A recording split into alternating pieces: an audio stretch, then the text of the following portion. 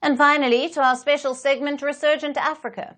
Amid the coups and the crises, there are many positive stories from Africa that often get overlooked, but not on this show. Our story today is from Zimbabwe, where scrap metal isn't just trash, it's survival. With jobs vanishing and prices soaring, thousands now scour dump sites to make ends meet. It's dirty, grueling work, but it's also cleaning up cities and powering the steel industry. Here's how a job no one wants is becoming both a lifeline and an unlikely climate solution. In the heart of Harare, where trash piles up and services fall short, a silent army goes to work.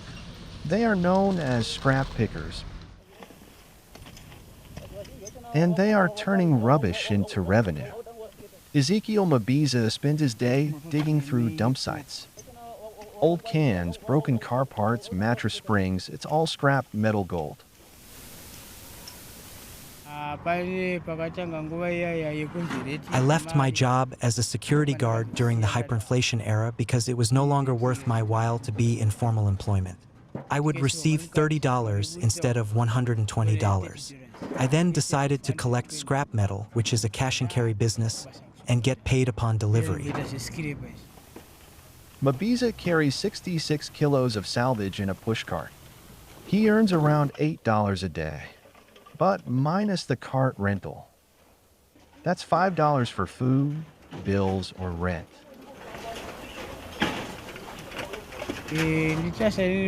On a good day, I can earn between $7 and $8. I then deduct $2 to pay for hiring the pushcart. After that, I am left with $5, which I take home. I'm actually able to pay my rent. Across Zimbabwe's capital, thousands like him do the same. With 1,000 tons of waste produced daily, most of it never gets collected. Unwanted trash is dumped in open spaces or burnt. Neighborhoods turn into landfills. But in this mess, scrap pickers are doing more than surviving. They're cleaning up and contributing to a greener future. Every scrap they collect keeps metal out of landfills and off the streets, and helps fuel Zimbabwe's steel industry. Recycling metal means fewer emissions, less pollution, and more sustainable growth. The OECD says scrap makes up a third of steel raw materials worldwide. And with steel responsible for 8% of global carbon emissions, recycling is crucial. Environmental experts call scrap workers unsung heroes.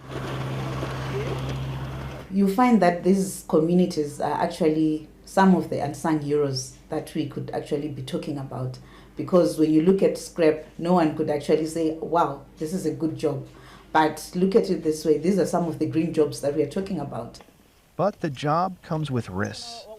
Scrap collectors deal with hazardous waste, from medical syringes, rotting animal bodies, to toxic chemicals. Despite the odds, they keep going. At first, I would lose my appetite for days after seeing things like that. Now I'm used to it. This is my office. This is where the money is. Because for them, this is work, this is dignity, and this is the future of cleaner streets, circular economies, and green survival. Their work may be dirty, but it's making Zimbabwe and the planet a little cleaner every day.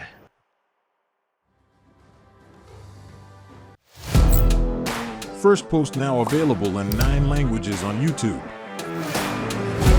English, at $36 trillion. French, Le FMI, comme German, Geschäftsführenden Direktor, Hindi, $30 trillion kakaidyo. Indonesian, Pemerintah tanpa pemeriksaan. Italian, Sekali radikali. Japanese, $1 Portuguese, Por causa do próprio balanço patrimonial. Spanish. Beautiful bill. Go to Settings, click on Audio Track and select a language of your choice. Be the first to know what's happening around you in your first language. Firstpost.